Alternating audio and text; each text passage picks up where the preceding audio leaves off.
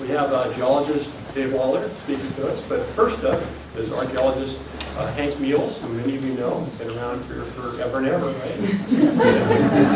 There you go. You ready? 50 years. 50 years, okay. So you're still with us here. You ready? You're on. Oh, we're on? Yep. Okay. Grab that microphone.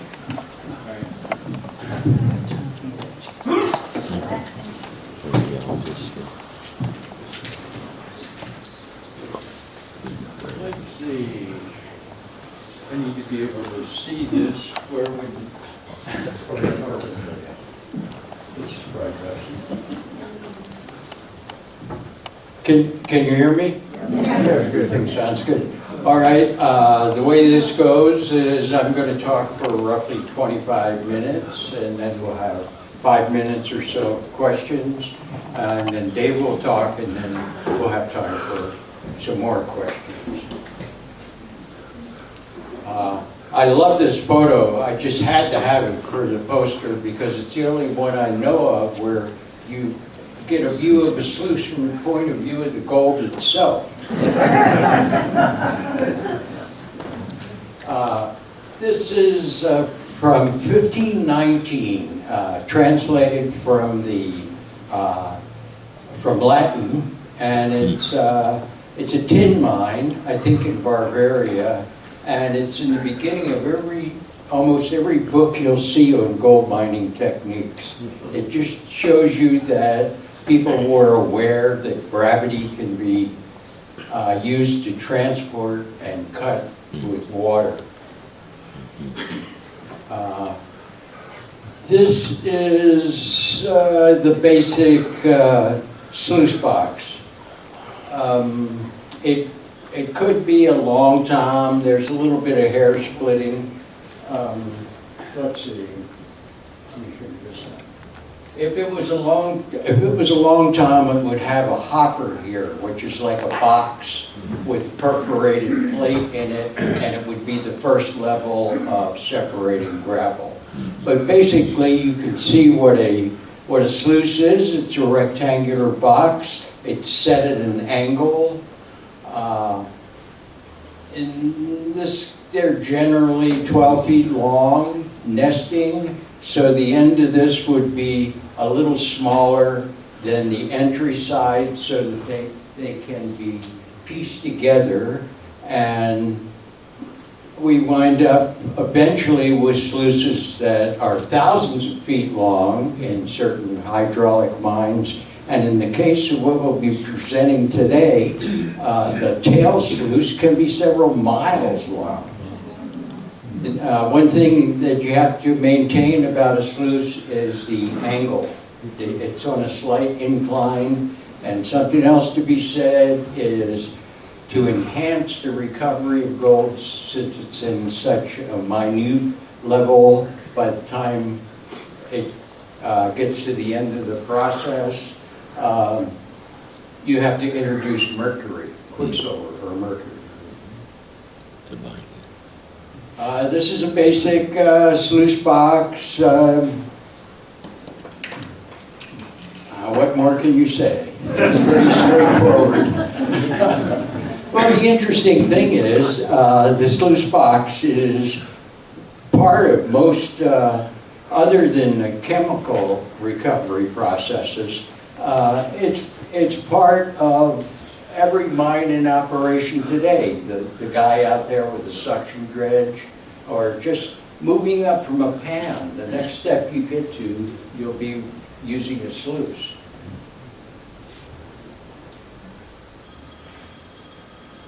This is the sluice and how they operate it. The fundamental rule is the more you move, the more you get. This is a ground sluice. Essentially what you're doing in ground sluicing is you're tapped into some ore that has gold in it, and what you're doing is picking away and using pry bars. You're essentially creating erosion. And in that sluice will be small obstacles called ripples. which can be transverse cleats, they can be flat rocks, they can be logs, I mean, not logs, but rounds. And the idea is that as the ore in water, it's a muddy slurry at that point, as it crosses over, the gold, because of its specific gravity, should drop down in between these obstacles. And then you have a cleanup at the end of the process to recover the gold. Now, I was really lucky to find this. This is essentially, this is Timbuktu Bend down here. So Smartsville would be up here, and Rose Bar would be down here.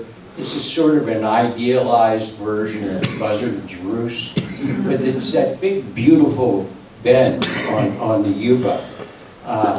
What it shows pretty well is, this is, I think, 1856, but you can see the water inlet over here. It's just a simple ditch, and it contours around the hill.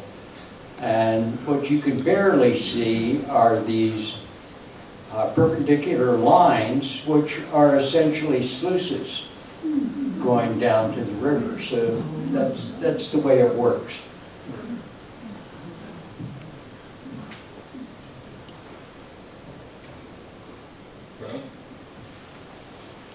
This just shows a tremendous variety of, well, and there are many, many more. Gold appears in many forms, and what we have here are lots of variations on sluice boxes. There's nothing you can really read up there, but the whole idea is to just show you that there's a tremendous variety of sluices, and to this day, they're experimenting with riffles and looking for something that'll recover all the gold. Here's the basic principle. Water and the slurry containing the ore is flowing down this way. This is a riffle, little obstacle. This is a cross-section we're looking at.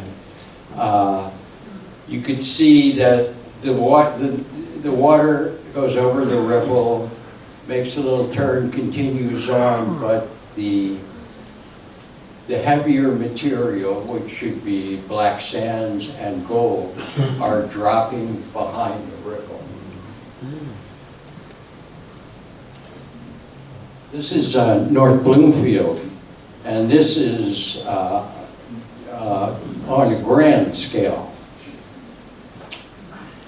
What you can barely see up here is that there are monitors, pressurized water cannons that tear away at the cliffs, make the cliffs drop. They drop down into the pit, and then often they have an additional monitor or water cannon to just push the tailings along and toward the sluice boxes. Oh. Here's the sluice box itself.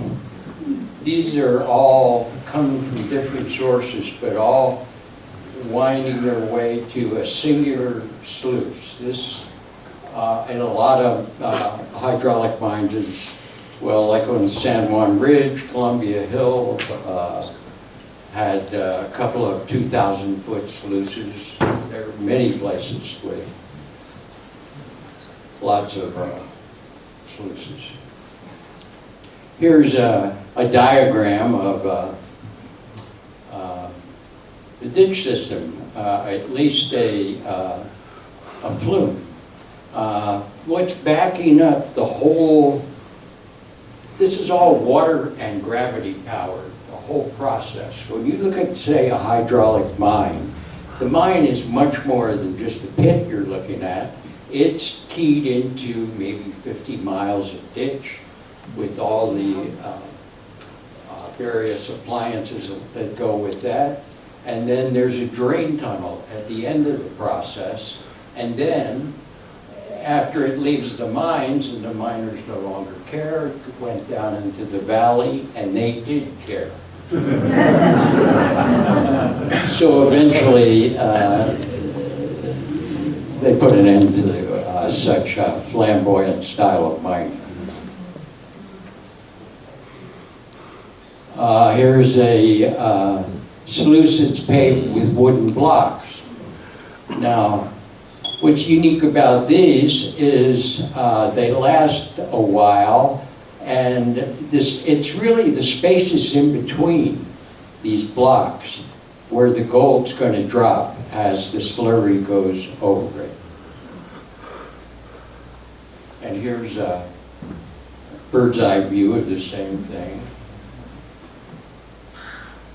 Here you can see the blocks. Here's a cross-section of the blocks. This is from the North Bloomfield drain tunnel.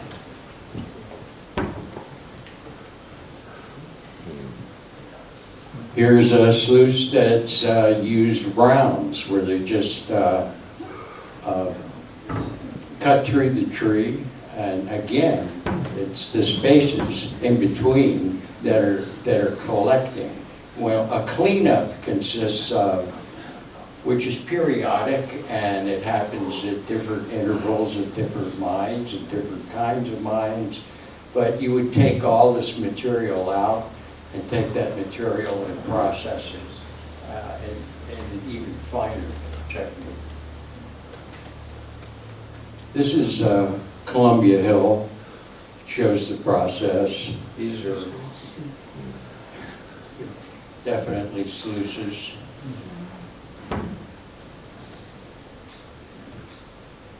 Now this is down around Smartsville, and the mines there were big and productive, hydraulic mines, and this wagon, you almost always have a stamp mill as part of a larger mine, or you have an arrangement with, not a stamp mill, a sawmill.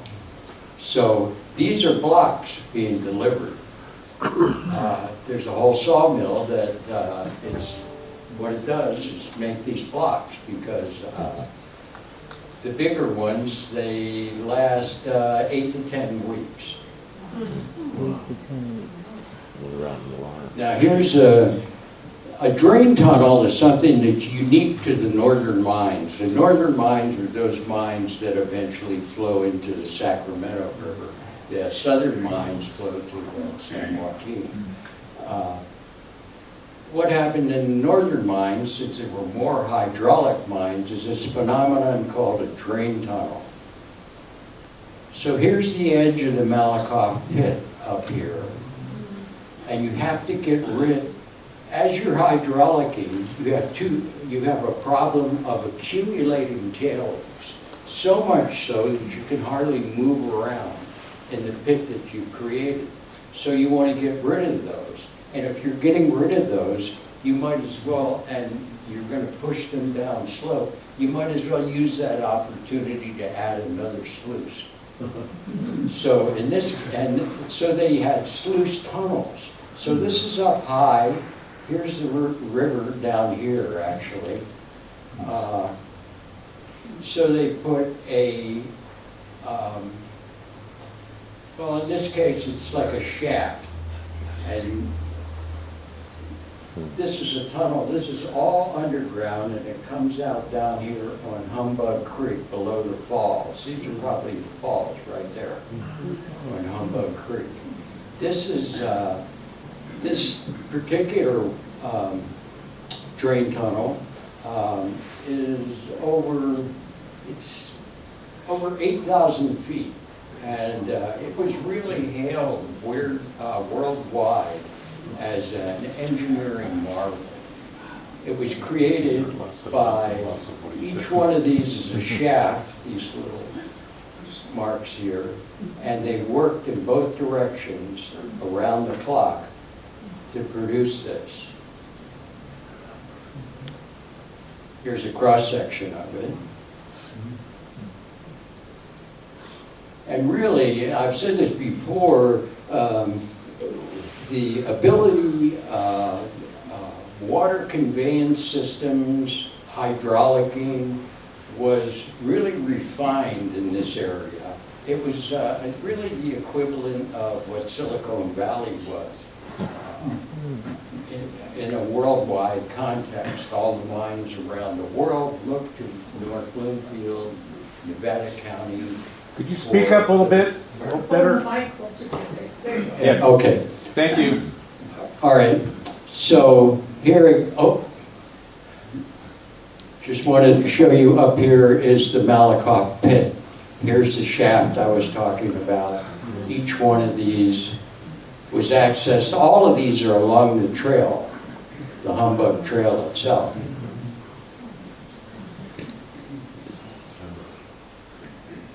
This is the same place we looked at in the painting. This is Timbuktu Bend. This would have been the mountaintop. We were kind of looking at it from this angle.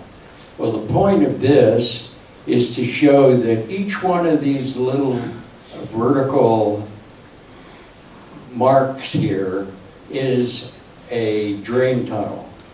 All of this goes into the river, and all of that goes down into the valley. Here's a drain tunnel, the Boston Mine near Red Dog. These are riffles from the drain tunnel at North Bloomfield.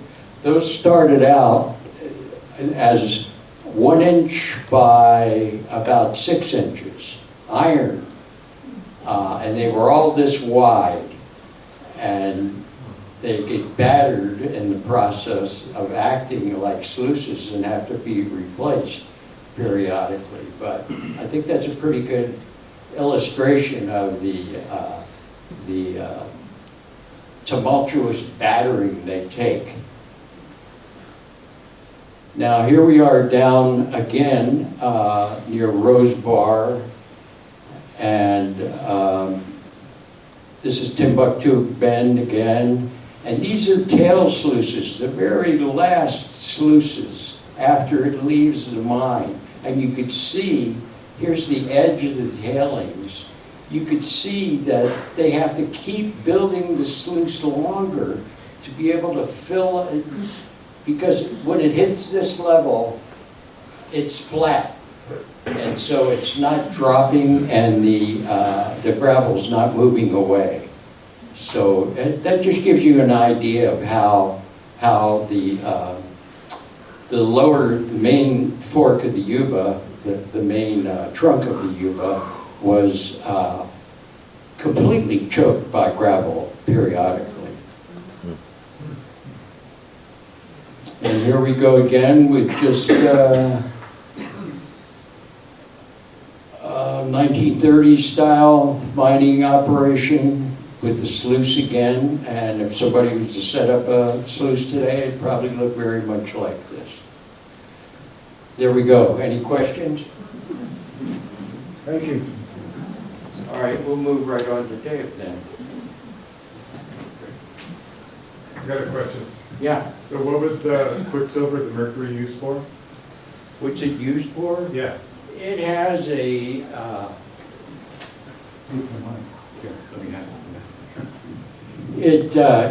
it binds with really tiny particles of gold that would ordinarily go right over the sluice.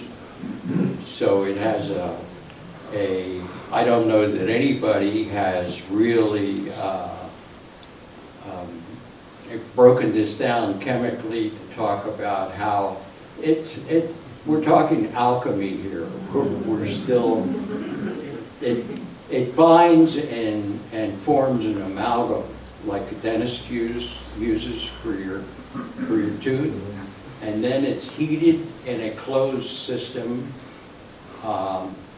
in a retort to separate the gold from the amalgam itself. Does that answer your question? It's kind of mystic, but yeah.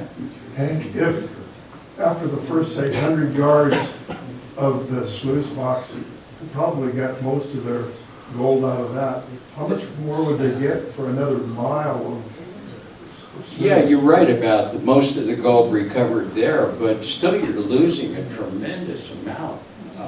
of the gold. And it's relatively inexpensive to, you're having to channel the material out of your mine anyway to build a sluice, so.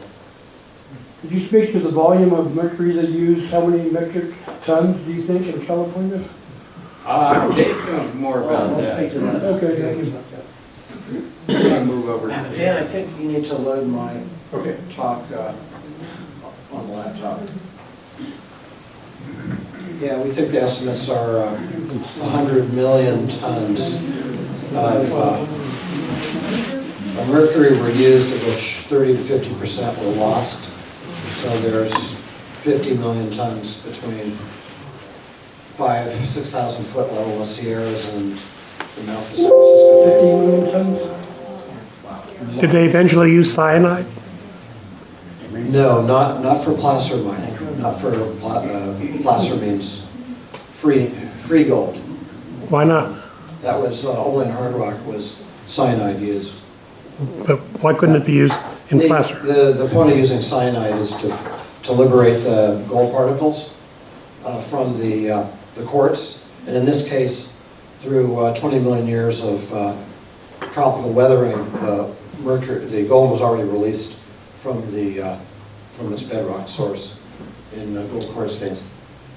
So I wanted to showcase the discovery of a 160-year-old artifact that I found in 2016 after 35 years of working on Greenhorn Creek for a client as a geologist.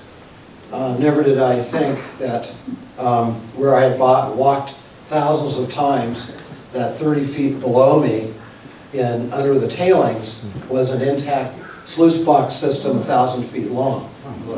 And so we'll move on here.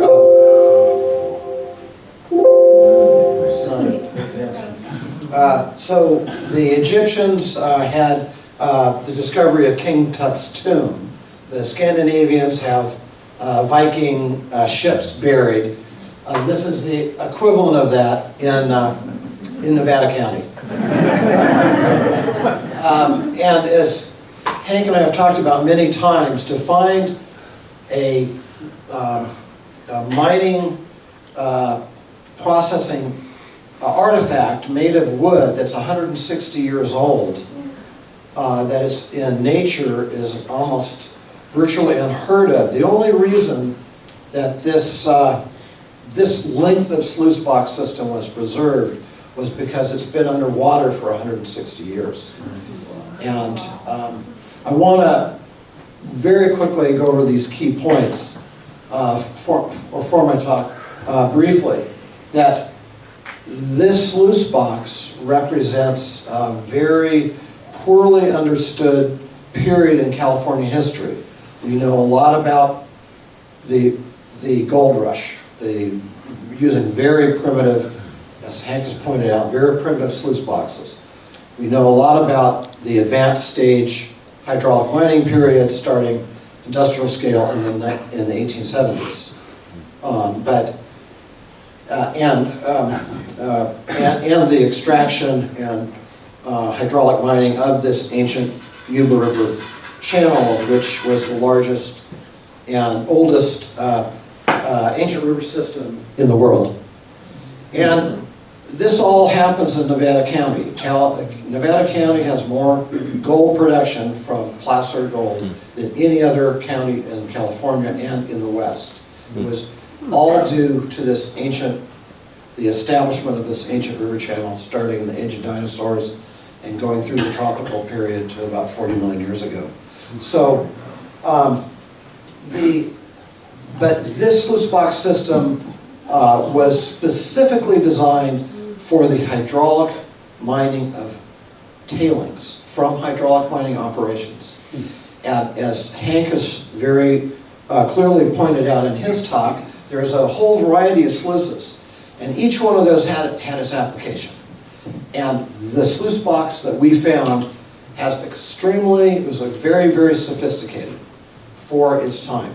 and even in terms of its contemporary nature. The burial date we're thinking might have been the flood of 1862, the largest flood in California's history. The burial depth we estimated 150 feet. Greenhorn Creek filled up at least 150 feet to 175 feet from where the miners were mining during the gold rush in 1849 and 1850. The duration of the burial was about 160 years. Only in 2016 did I see the top posts of the sluice box standing out in the flood, and every 4 feet for 200 feet. The sluice box construction, as I pointed out, was extremely sophisticated. The incredibly efficient utilization of local timber resources, particularly old growth, the best grade of lumber you could have.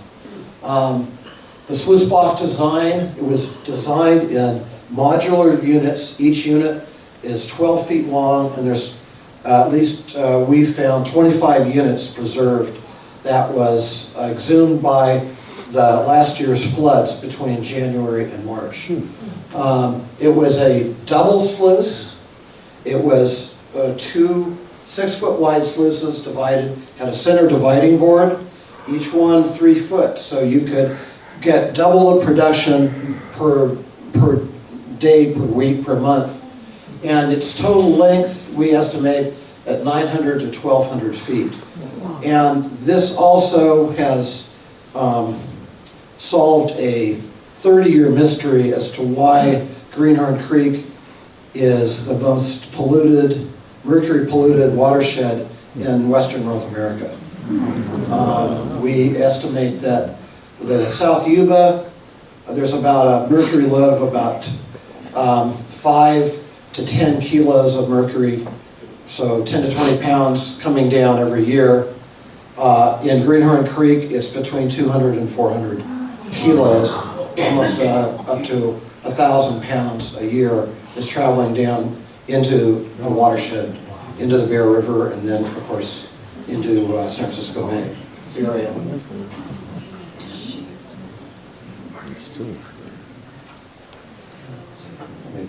Yeah, so this is, we fortunately at the archives of the Nevada County Historical Society Searles Library, Hank and I found this photo of them actually mining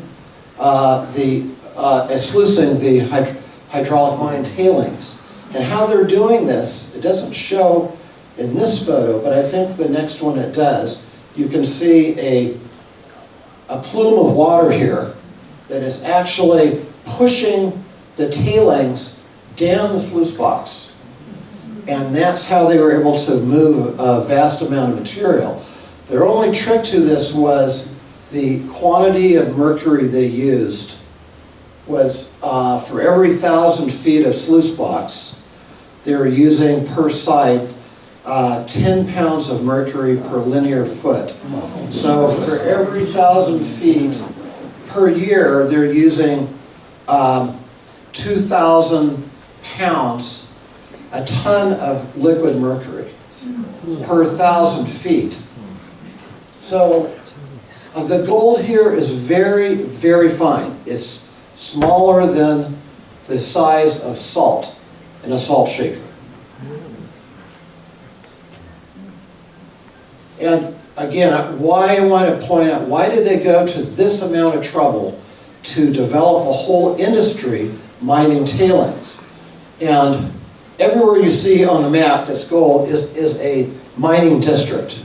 And there's so many mining districts that all the dots coalesce together. But the main reason here in Nevada County in the Sierras was this vast tropical river system that basically went from the southern tributaries near Lake Tahoe, the northern tributaries near Susanville, the confluence of both the southern and northern with San Juan Ridge in the vicinity of Malakoff, and then flowing west to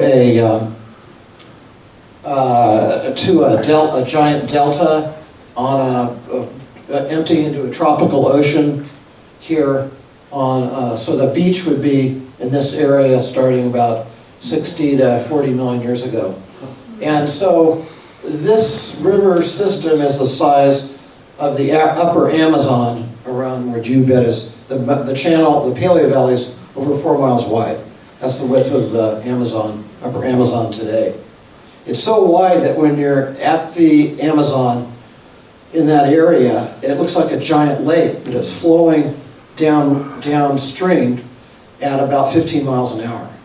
So fast that it's almost impossible to canoe up the river. So this was when they were finally able, not during the gold rush. The gold rush, they identified what they first thought was a glacial deposit, then a oceanic deposit of gold. And they finally, the miners being empirical, practical people, determined that through finding fossil leaves and vast petrified forests, that it was actually a river system. But most of the area we see here was really not, particularly the upper part, didn't go through the sluice box that on the photos that Hank showed. That was just piped off. They hydrauliced it, they shut off their sluice boxes. To them, it didn't have enough gold in it to make it worthwhile. Only did it get to the red zone, and particularly the blue zone, were they very keen on gold recovery. And then here, San Juan Ridge, this could be almost any ridge looking towards Lake Tahoe. In this case, the South Fork Yuba, but we had this vast amount of gold-bearing gravel between what we call the divides. San Juan Ridge, Pliocene Ridge, Washington Ridge. The river system was preserved, dissected by river canyons. This is what it would look like 50 million years ago here in Nevada County. That greenery, those are 200-foot tall tree hardwoods with usually a 2 to 3 story understory under that. And again, if you went down to Marysville, this is what it would look like. So, bring your Hawaiian shirt and your flip-flops. This slide is important because we are talking about sluice boxes. So I want you to pay close attention to what the gold loss is here and how that translated to the type of sluice box that you could build. For large nuggets, only 5% loss, roughly. Small nuggets, 10 to 25%. Fine gold, as I mentioned, salt size down, almost 100%. So when you add those up and you look at what the size classification, most of the gold coming out of this ancient river, which was well over 20 million ounces, that's $40 billion today, that was recovered, went out the sluice box, through the sluice tunnel, and then down to the eagerly awaiting hydraulic tailings. So this size of nugget, a 10-year-old could put together a sluice box and catch that size nugget. That's the idea. You don't need one of these sophisticated sluice boxes. This is from the Ruby Mine, gold mine collection of 130 nuggets that's on display down in Los Angeles County now from Sierra County. This size nugget, this is the 10 to 25% that they lost. Again, this isn't what they were catching at Greenhorn Creek. Still too coarse. That was caught up 400 feet in elevation above the creek. This is what they're catching, this size on down. And why it's silver is because the gold is so fine that it's been amalgamated. An amalgamation is, again, it's a physiochemical reaction. There's only, in our universe, there's only 1 or 2 elements we know of where a metal is liquid at room temperature, and that is mercury. And not only that, it has an affinity that no other elements do, that when it is in contact with a piece of gold, there's a physiochemical reaction that bonds to it. And you can take a puddle of mercury and you can have a handful of iron filings and you can throw it on that puddle of mercury. It will not break the surface tension. You take from elements starting like lead in terms of specific gravity, lead's 13, 12, 13, that will break the surface tension. And and particularly gold, silver, platinum will adhere, it will break the surface tension, and then it will absorb it, and it will continue to absorb gold particles until it reaches that boundary between being a liquid and a solid. And then when that happens, it becomes a solid, we call that amalgam. That's what we have here. So, most of the finest gold in here, you can't see with your naked eye. The finest gold in this river that even they didn't catch in the sluice box system we found is the size of women's cosmetic face powder. It floats on water. So here's what we recovered from a sluice tunnel. We took out 200 yards and we recovered 3 pounds of liquid mercury from 150 years ago. That was just 200 feet of one of these sluice tunnels. So without them having access to mercury, none of the hydraulic mines would have been a total loss and unprofitable. Again, so now I'm talking about, here is sorry, it's a smaller map, but here's Scott's Floods Reservoir. Here's the location of Greenhorn Creek. There's only 2 tributaries to the Bear River.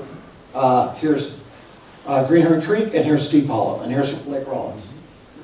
Okay, and here's 49 coming up, and then it's in this area that the sluice box was found. More specifically, for those of you that are locals, if you've driven out Red Dog Road to Buckeye Road, going to Buckeye Flat, and then across, here is Buckeye Crossing, right here, and here's Gas Canyon that comes down from Quaker Hill. And these are the mining claims I've worked on for 40 years. Here's an aerial drone shot. Here's again Gas Canyon. And this is the area right in here, from here to here, where we found the artifact, particularly this part, in 2016-17. Here's a much closer shot, again showing one end to the other. It's still buried in tailings as of this date. So the site discovery really was multiple years as more and more of it got exposed over 6 years. Here's the hydraulic mine tailings. This we call Mesa del Oro. It's over 130 feet of thickness of tailings. That is why they couldn't have developed this type of industry were this vast volume of tailings not available for processing. So this is in 2021. Hank and I were able to identify, this is the bottom section, downstream section of a 300-foot, we're looking upstream, section that was still under 10 feet of gravel. When you ask Mother Nature to do something, she's really, don't expect her to do what you want. I told her at the beginning of this year, just take a little bit off, leave. So what she did instead was she took off all 10 feet and destroyed 23 of the 25 units, washed it downstream, leaving only 2 of these modular units that was intact. And here we're looking at, these are the runner boards, okay? That's the foundation of the sluice box. Why did they have to have that? Because they realized after working on Greenhorn Creek for 10 years that if you had a flood, that sluice box was heading on downstream. So they had to figure out ways of stabilizing it in place where it wouldn't get washed away. They were not expecting the flood of 1862, which washed out every bridge between Mexico and Oregon. That's how big a flood it was. So here it stripped away the sides of the sluice box. It left the runner boards because we'll talk about why even this amount survived. And again, you can see these are the cross ties every 4 feet that are holding the bottom of the sluice box sort of off of the runner beams. And again, you can see the cross ties exposed here, just as they were from 160 years ago. Here's one of the areas that the riffle blocks were left exposed. And here's another one that is a complete set on one side. This is only half of it. There would be a mirror image of this to the right. But the spacing, what Mother Nature did do was fortunately leave it intact, just as if they had walked away from it. These I want to talk about some of the sophisticated key features of this. That here are these dowels, and those are holding together these 12 by 14 planks, logs that were hand-hewn, and tying the whole thing together so it wouldn't wash out. Here is, again, more doweling that was put in holding the bottom of the sluice box, or the bottom boards, to fastening it to the runner beams. There's actually intact square nails, and here's a closer view of the square nail, which is now rusted, put horizontally to make sure that the spacing between the sluice box riffle blocks was maintained. Why? That was the whole object of this industrial enterprise. You have to have adequate room for pouring in the liquid mercury. So if you can imagine, everywhere that this gravel is now was filled with liquid mercury. And so they needed a freight wagon of mercury flasks, probably monthly, up here. And they wouldn't have gravel like this in it. It would be, when mercury is in there, the gravel doesn't stick. It just goes rolling right along. It can't break that surface tension. That's how dense mercury is. Again, I'm just showing you the close-up. This is an excellent view showing how thick these riffle blocks were, because there's a tremendous amount of abrasion. And that's why Hank had mentioned they have to be replaced so often. It's like a continuous electrical sander that's at all times working away on the surfaces of the wood. So the mercury was in here. So about once every 3 months, or so quarterly in the year, I would say quarterly, they cleaned up. And they got a lot of gold. And you know how, with miners, even today, and probably in the universe in the future, there's the official production and there's the unofficial production. Why is that? Does anybody like to pay taxes? No. So I'm sure a lot of that was, everything, remember, had to be sold to the U.S. Mint. You were required to. And so, however, they didn't exactly have treasury agents running around in the hills then, but they had to show some production. But I'm sure there is quite a bit of gold off the books, shall we say. So, recently, as in on Labor Day, we got a group of dedicated volunteers to go out there to recover the last set of sluice riffle blocks This site is on Forest Service property, so the Forest Service has kindly donated the artifact to the Historical Society, and we had to get up there before the local thieves had plundered the rest of it. And it's a $2,000 fine to drive in Greenhorn Creek now, which used to be the the four-wheel driving capital of Northern California. But here's the crew with our carts. Since we're not allowed to use motor vehicles, we had to haul them up there about half a mile and then load the blocks into the cart, about 22 blocks per cart.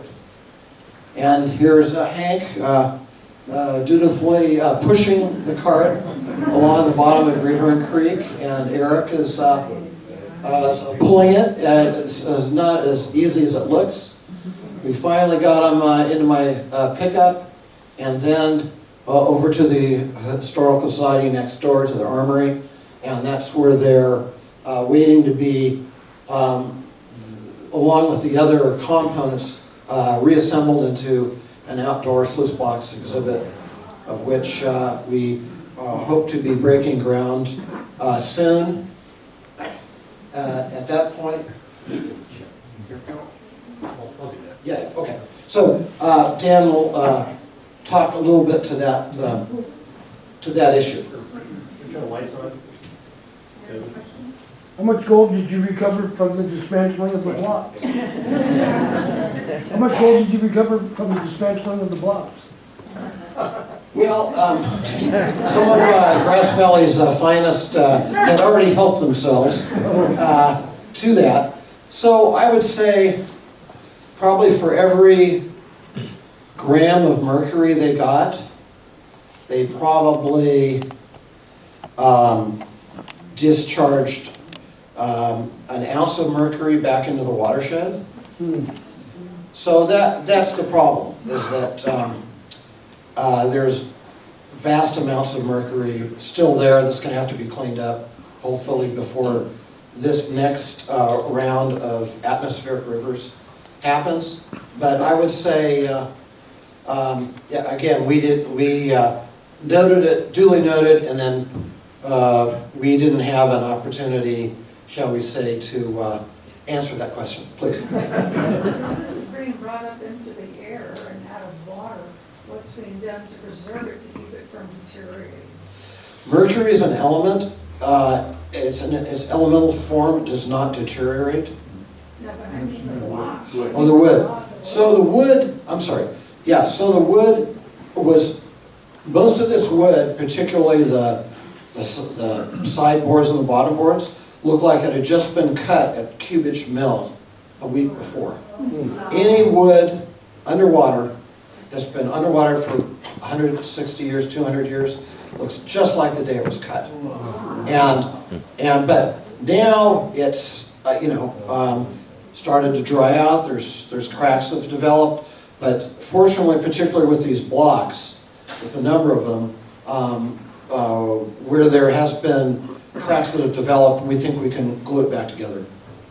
But it's, oxygen's taking its toll on it, but it's still intact enough that we can reassemble 2 units, each 12 foot long, and make an outdoor exhibit next to, and place it with Dan's capable help here, next to the Armory building. And I want to thank our volunteers. I want to thank the Forest Service for their 5 years of, we had COVID in there, but it took them 5 years to get an agreement signed that it would come to the Historical Society.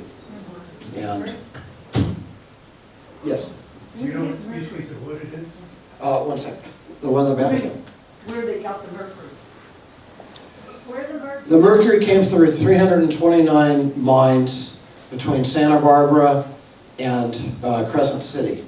California is blessed or cursed with world-class mercury deposits. If they didn't have those deposits, and if they weren't started to be developed during the Mexican period in California, hydraulic mining would have never been successful.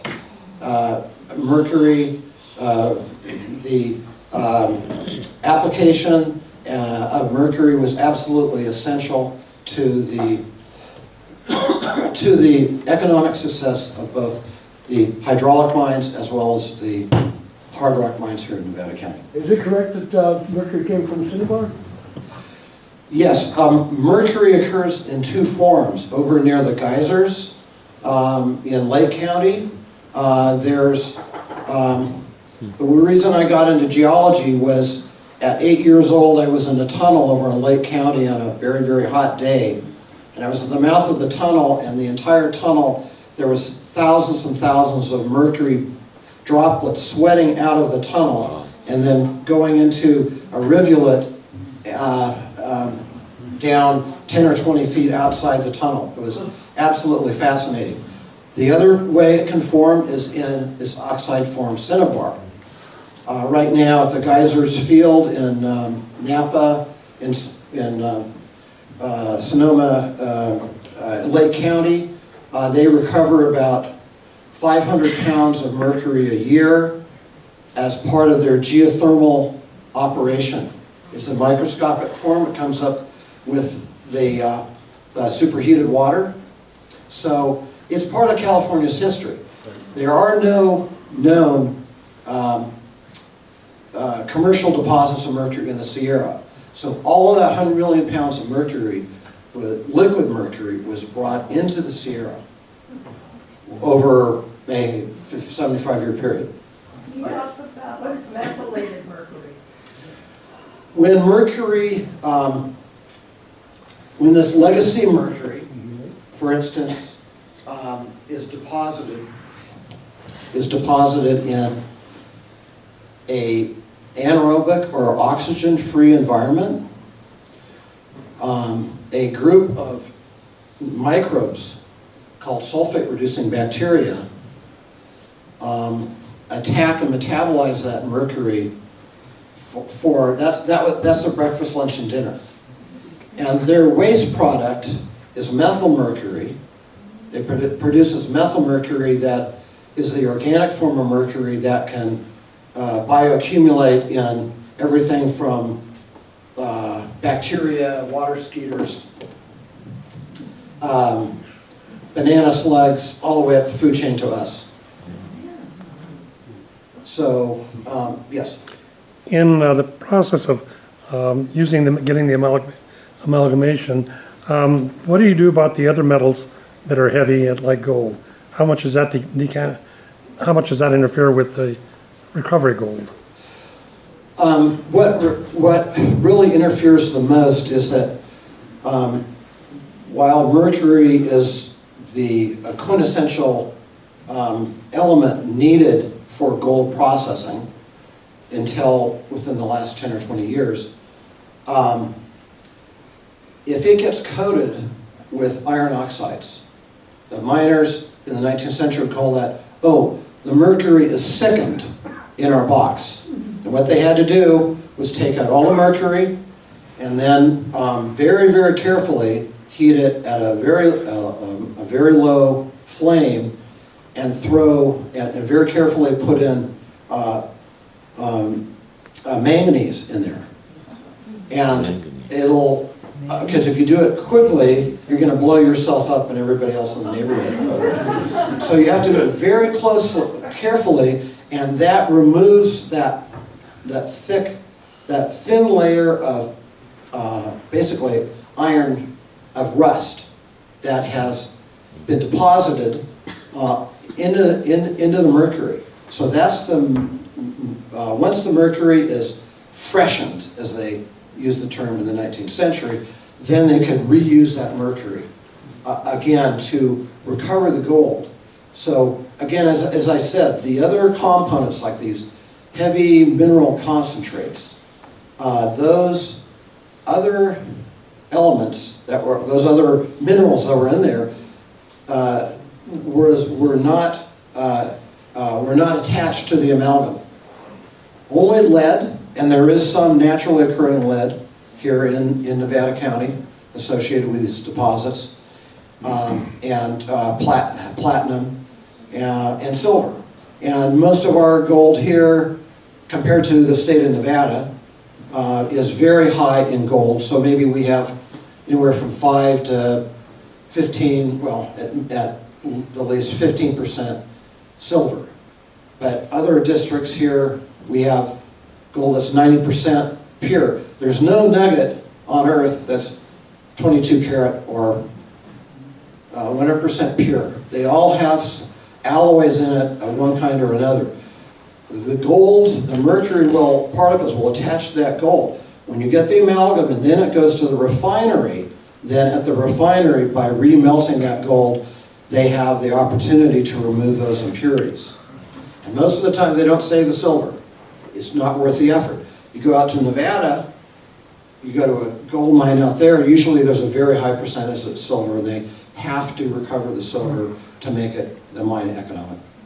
Okay, this side. Can you talk about what happened geologically regarding, this was more of a tropical environment 50 million years ago, and what happened to make it now that was the woodlands and the meteorite hit the Gulf of Mexico at 65 million years ago, changing for the next 60 million years the planetary weather climate on Earth.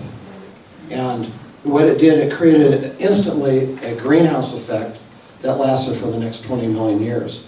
So here in Nevada County, we had a tropical rainforest like we have in the Isthmus of Panama and the Colombian rainforest, Amazonian rainforest. If we went up 50 million years ago to the North Pole, we'd have an unbroken oak forest, no ice. That's how different it was. When that asteroid hit, it really totally changed instantly our planetary weather. And who would think that it would create a greenhouse for 20 million years? And it was the tropical flora came within 1 million and 2 years. It was absolutely astounding how quickly and how long it remained tropical. The reason we have this much gold in Nevada County, we can thank to this all ancient rainforest gold. That rocks do not last long at all when under tropical conditions. What do plants love the most? Calcium. So granite has high amounts of calcium in it. So the plants in the tropics, you look at the granite in the tropics, there's just not a hill like Half Dome, there's a depression because the roots of those plants are so actively going after that calcium that they will dig a depression in an intrusive granite body. What are the health risks of eating the fish out of Rollins Lake? Well, you know, mercury is a neurotoxin for women of childbearing age and children under the age of 5. It can severely affect the nervous system development. So, fetuses. So, if you're an adult, you don't have to worry about it. But for women, I think they find that mercury can concentrate in umbilical blood up to 30 times. Wow. What it should, that's going, feeding into the infant or the embryo. So it is a serious problem if you're an adult. The most significant fish or mercury contaminations are a largemouth bass, any predatory fish that eats other fish. Do you know if there's any warnings at the lake about? I think there are. There was a WEHA, which is the state health agency, has been over the last 15 years posting it. Almost when we started a mercury study in the Sierras, everybody thought all the mercury had washed down to the San Francisco Bay. It wasn't a problem.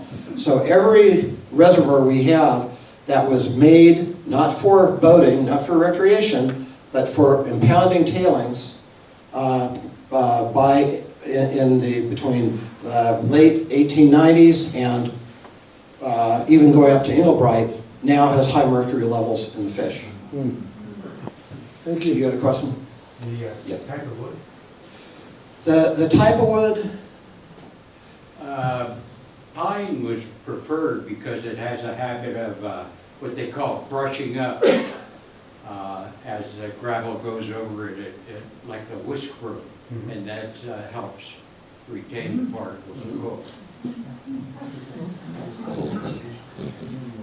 Are all of those blocks numbered, and when you put it back together for the display, will it be exactly as it was? I wish. About 2 weeks before that, the last wave of vandals had come up and had totally taken everything out of context.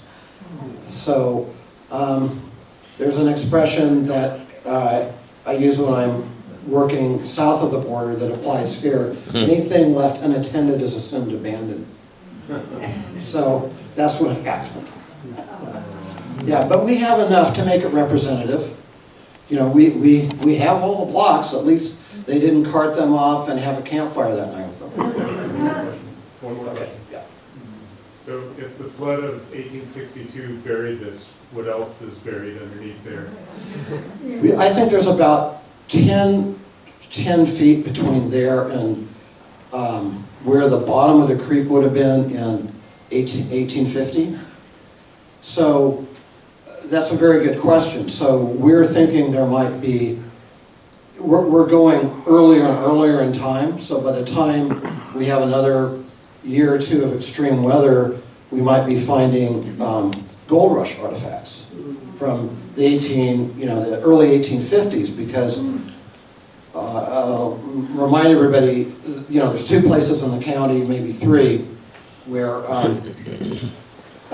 hydraulic mining started, and one of them was Buckeye Flat, which is half a mile from where we found this artifact. And so the early miners that had claims on Greenhorn Creek were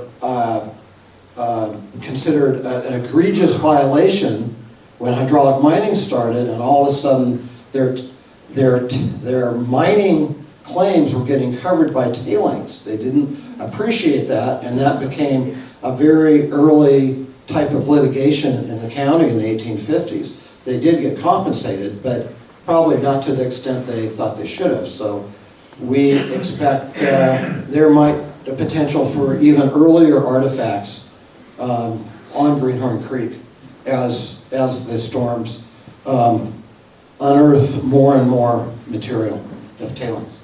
You know if Hanson Brothers making any attempt to remove mercury in their gravel pit down there? Well, if you're running a commercial business, an aggregate business here in California, you don't want to do anything that might make your particular operation less competitive, because sand and gravel business is a $50 billion business here in California. And, so I would say they've done what is required, but most of the mercury that's causing the problem is, as I showed you in that vial, is not the mercury you can see, the amalgam. It's the size of the particle that's suspended in water that won't settle out for a month. That you can't even see it with your naked eye. That's what's causing the mercury problem in California.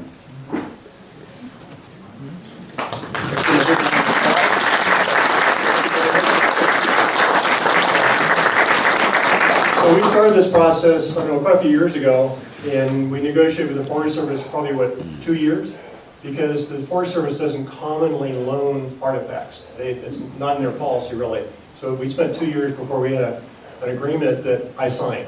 So I'm on the hook for that to preserve and display whatever we ultimately put back together. We have an architect designed, engineered, permitted display structure, and that in itself took a period of years. As good things do, they take time. And then also has a budget. What are we going to spend to build that? Any idea? Yeah, it's going to be between $8,000 and $10,000. $8,000 and $10,000. So nothing's cheap in construction anymore. So we're fundraising, and I'm a firm believer in leadership by example. I'm going to practice that right here tonight. So, David, I have a $500 check here for you, a big check, so to start that fundraising process. Thank you. Appreciate it very much.